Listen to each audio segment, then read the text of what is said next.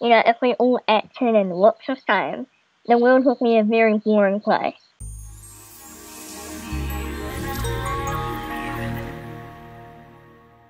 Hi, I'm Nalie, and welcome to the Nalie Show, where I help you beat your battles and be the best version of you. Have you ever entered a room and everyone stared at you because you were different? I've experienced that being the only ethnic kid in the classroom growing up, as well as doing my groceries while rocking the bald head. Joining me on Skype today, all the way from New Zealand, is Brittany Rose.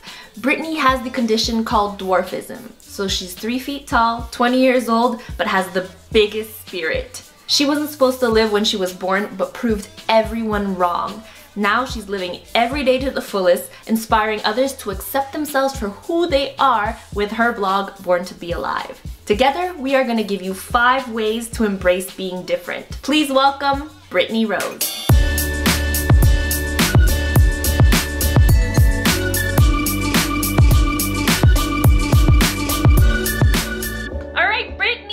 Welcome to the show. We need to get you here to Canada. I know. I would love to come. Actually, no, I need to get to New Zealand because I'm like just looking at your backyard. Is that your backyard? Because it's so sunny. Yeah, out here. So unfair. It's sunny. Well, thanks for accepting to be on the show and talking about your amazing journey. You're such an inspiration. Thank you. So I wanted to start off by talking about your condition, which is dwarfism, and you were born with it, right? Yeah.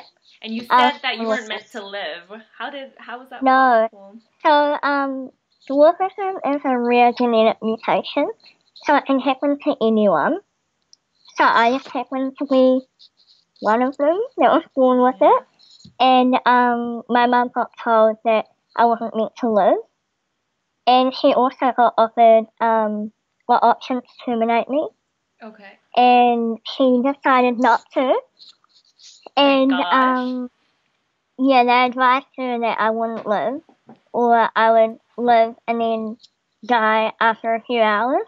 Wow. So yeah, like they planned my funeral and everything.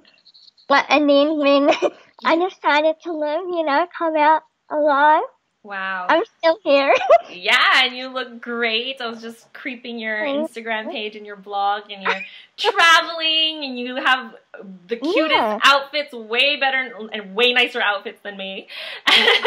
Now, when you're a kid, you know how we grow up kind of innocent, right? We think that, we're the same as everybody else.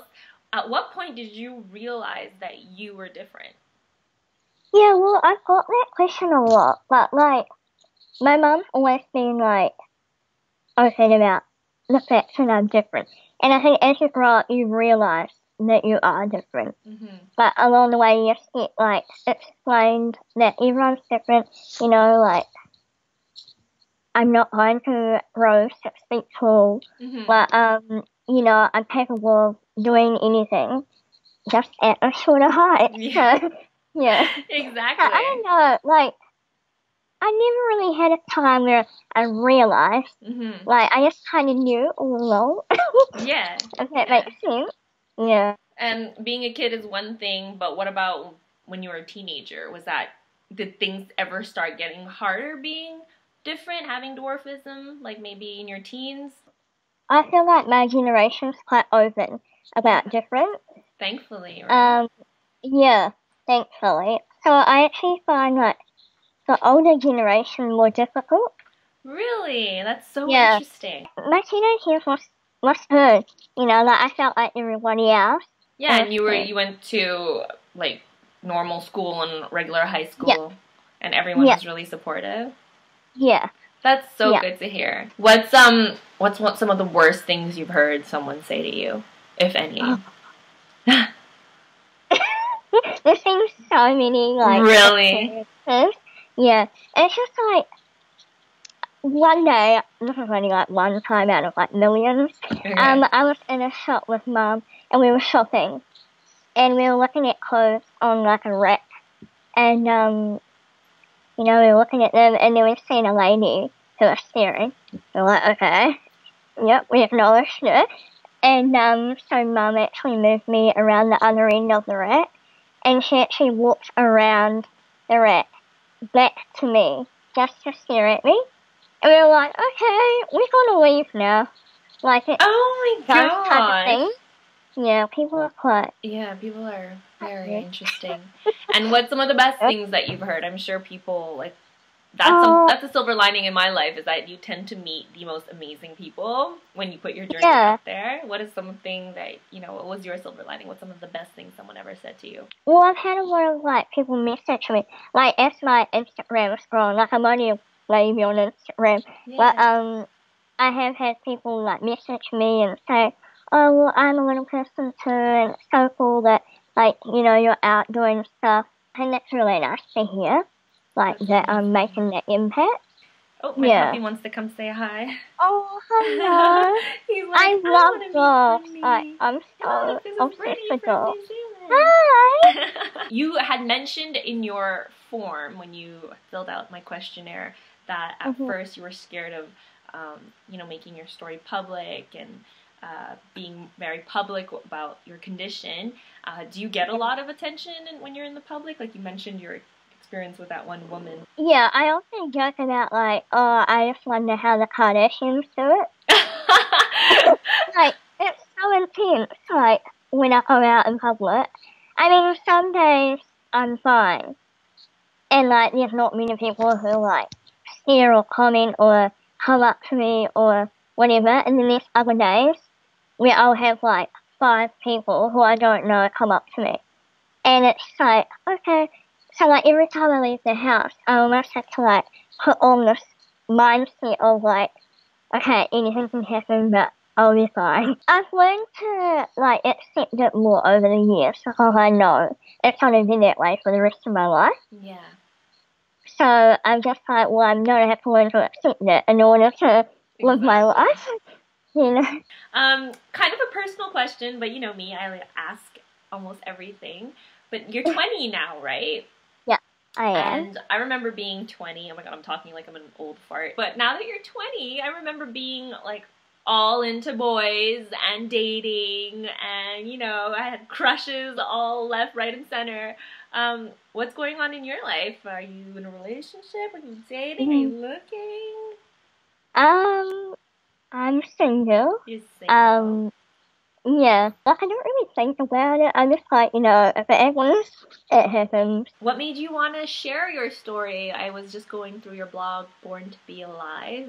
How did that start? Well, I started, I really like traveling. Like, I love traveling. And I just thought, you know, there are so many other travel bloggers out there. But I'm like, no one really talks about traveling in, like, a wheelchair or, you know, traveling when you're different. Yeah. You know, so I thought for all those people who are in wheelchairs and who are wondering how to go about traveling, I just thought, you know, I could start up a blog and explain how I do it. Because it's not impossible. And I think a lot of people have that, you know, idea that it's not possible for them. Definitely. It is possible. Yeah, well, you're definitely proving that through your adventures, through your blog and Instagram.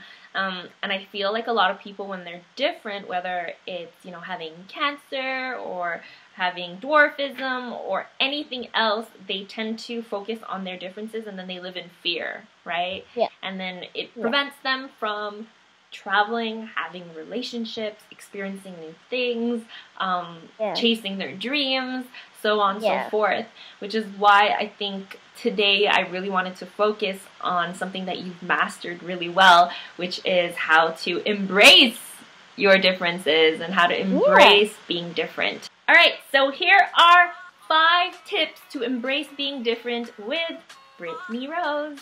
Number 1. Accept yourself. Accept yourself for who you are, for being different.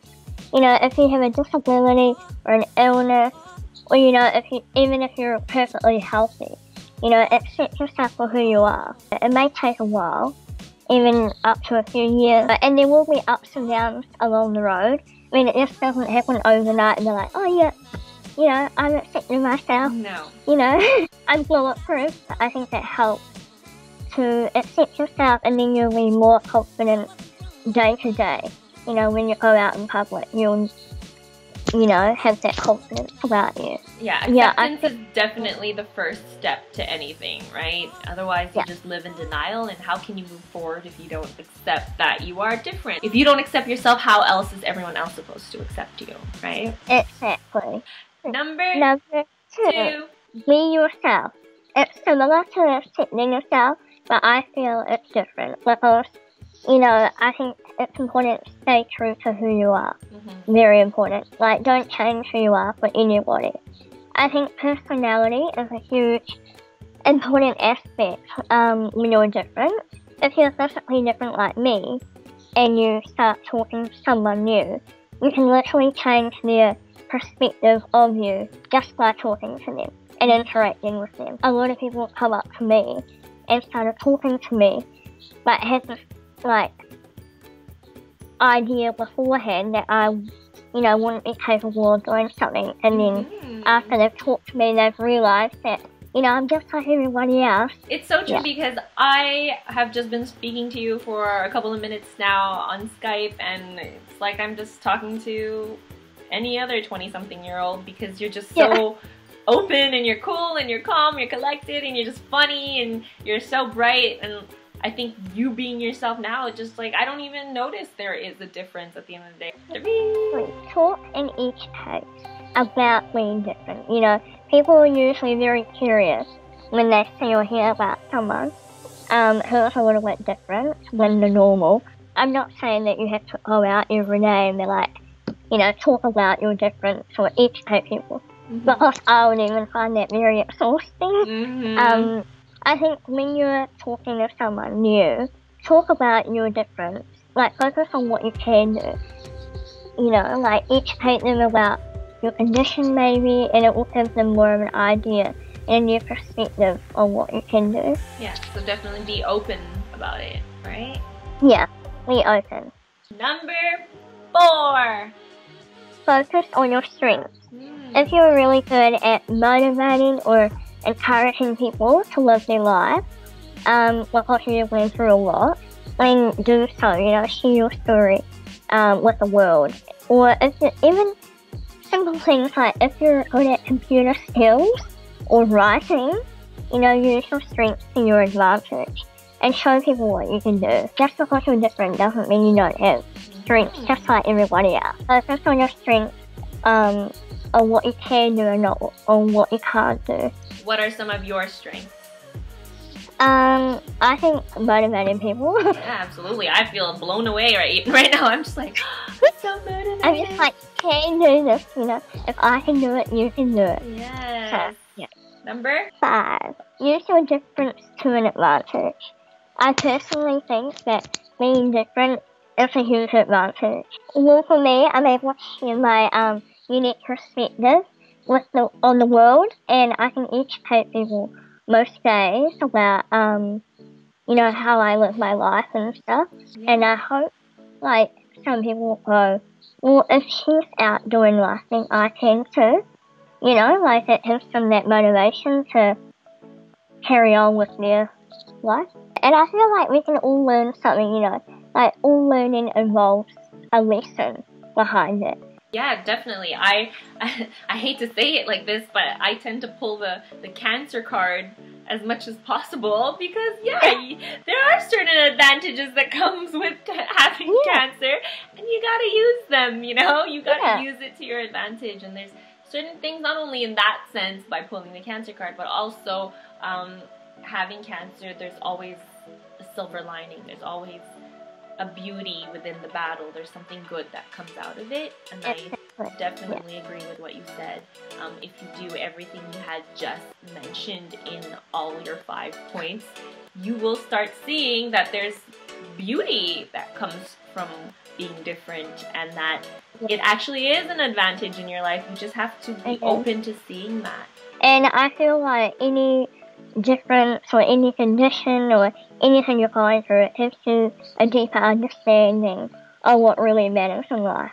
Now, Brittany, I always love playing games on my show, so are you willing to play a game with me? Okay, sure. Do you have a phone?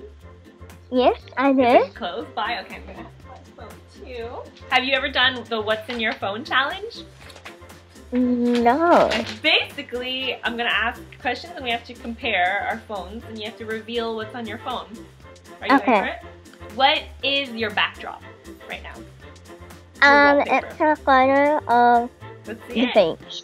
Oh, is that in New Zealand? Yeah. Did you take that photo? Yeah. Oh my gosh, that's where you live. Can I I know you wanted to come to me, but I'm coming to you, girl. Forget it. Yeah, well, I can come to you and then you can come back with me. Yeah, exactly. And then we'll just travel the world together. Yeah.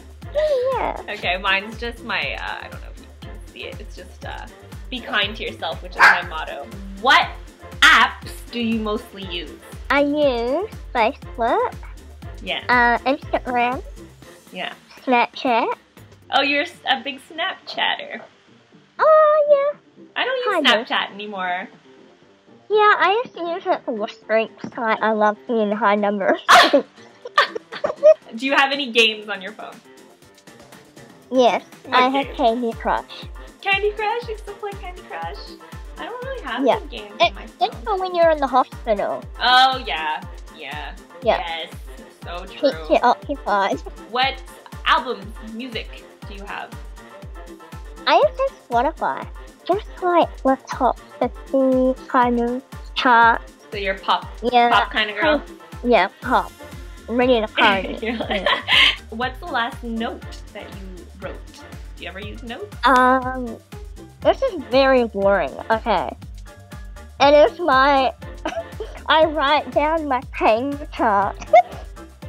What is that? On my phone. My pain chart, like my pain medication. I'm more boring. I have like my hashtags. You know when you have like hashtags written on your... Oh yeah, I do too, yeah. Now it's time for the random question for Brittany. Yay. In this jar, I have no idea what the questions are. You have no idea what the questions are. But we are going to have you answer one. Do you have any lucky items, objects, or traditions? What brings you luck? Lucky items. Yeah. I feel like certain clothing gives me luck. I feel like when I'm wearing like a certain thing, I'm like, yeah, like more like obvious good things happen.